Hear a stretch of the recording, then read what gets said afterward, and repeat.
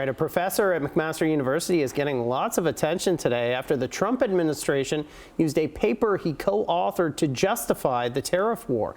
But the professor says the administration, well, they missed the whole point. Kelly Botello joining us in studio tonight to explain it for us. Kelly.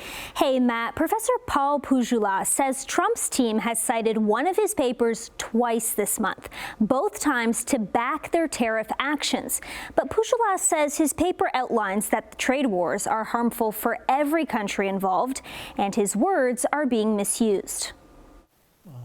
Sitting in his quiet office at McMaster University in Hamilton, Associate Professor Pau Pujolas has become entangled in President Donald Trump's jaw-dropping tariff war. I got a message from my mentor, Tim Kehoe, saying you are famous and I don't think you're going to like it. In his 2024 paper, Trade Wars with Trade Deficits, Pujolas and his co-author were the first to show that trade deficits can be temptation for countries to start trade wars above and beyond what we're used to.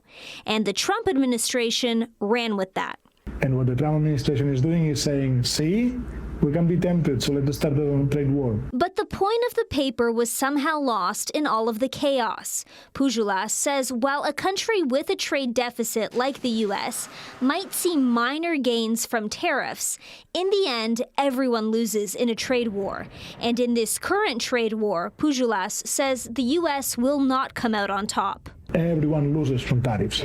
The overall gains, if they were to exist, they would be very small, and they are certainly going to lose with the current set of tariffs, and they are antagonizing their best friends and allies, which doesn't make any sense. And at the White House, the flip-flopping on tariffs continued today, with Trump suggesting he might temporarily exempt the auto industry from his hefty tariffs to give car makers time to adjust their supply chains. I'm looking at something to help some of the car companies where they're switching to parts that were made in Canada, Mexico, and other places, and they need a little bit of time because they're going to make them here.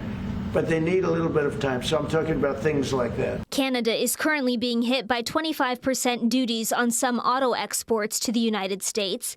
And because of this, Canada imposed 25% tariffs on non-CUSMA compliant vehicles imported into Canada from the U.S. Now, when it comes to Canada's response to these tariffs, the professor says instead of imposing reciprocal tariffs, Canadians would actually be better off if the federal government got rid of interprovincial trade barriers right here in our own country. And while Pujolas would love to have a crystal ball to see how this all plays out, he suspects if people keep losing their money and jobs, the Republicans will have to backtrack. Pujolas says the chairman of the Council of Economic Advisors in Trump's administration actually referenced his paper correctly and understood the gist, so he doesn't understand how the administration's tariff actions are going against his research.